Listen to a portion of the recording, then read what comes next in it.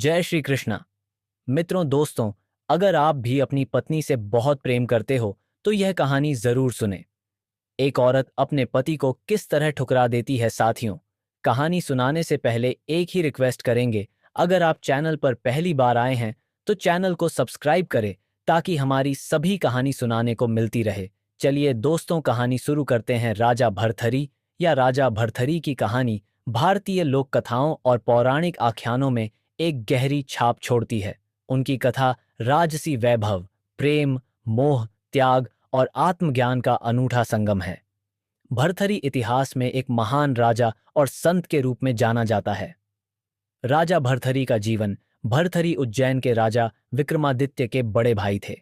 वे एक पराक्रमी और न्यायप्रिय राजा थे, लेकिन उनका जीवन प्रेम और भोग में गहराई से डूबा हुआ था। उनकी पत्नी पिंगला, कुछ कथाओं में अंजना के रूप में उल्लेख, से उनका गहरा प्रेम था, लेकिन यह प्रेम एक दिन उनके जीवन का सबसे बड़ा मोहभंग बन गया। राजा भर्तहरि अपनी पत्नी पिंगला से अत्यधिक प्रेम करते थे। एक दिन एक साधु ने राजा को एक अमृत फल, अमृता का प्रतीक, दिया और कहा कि जो इस फल को खाएगा वह सदा जीवित रहेगा। राजा ने इसे अपनी पत्नी को सौंप दिया क्योंकि वे उसे सबसे अधिक प्रेम करते थे। हालांकि रानी पिंगला का प्रेम राजा के लिए वास्तविक नहीं था। वह फल को अपने प्रेमी को दे देती है। यह प्रेमी फल को एक अन्य स्त्री को दे देता है। जब राजा को इस बात का पता चलता है तो उन्हें गहरा धक्का लगता है। इस घटना ने राजा भर्तृहरि को जीवन की क्षणभंगुरता और सांसारिक मोह माया के प्रति जागरूक कर दिया। उन्होंने अपना राज्य और राजमहल छोड़ दिया और संन्यास ले लिया। भर्तृहरि ने गुरु गोरखनाथ से दीक्षा ली और गहरे ध्यान और साधना में लग गए।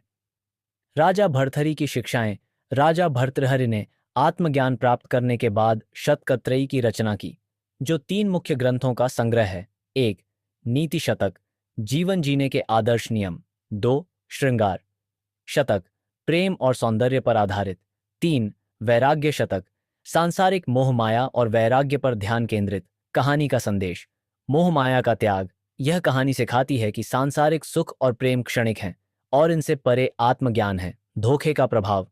विश्वासघात जीवन को बदल सकता है और आत्ममंथन का कारण बन सकता है। वैराग्य का महत्व। सांसारिक मोह छोड़कर सच्चे ज्ञान और शांति की खोज करना महत्वपूर्ण है।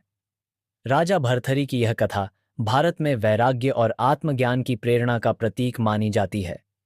यदि आप इस कथा का कोई विशिष्ट भाग जानना चाहते हैं तो बताएं।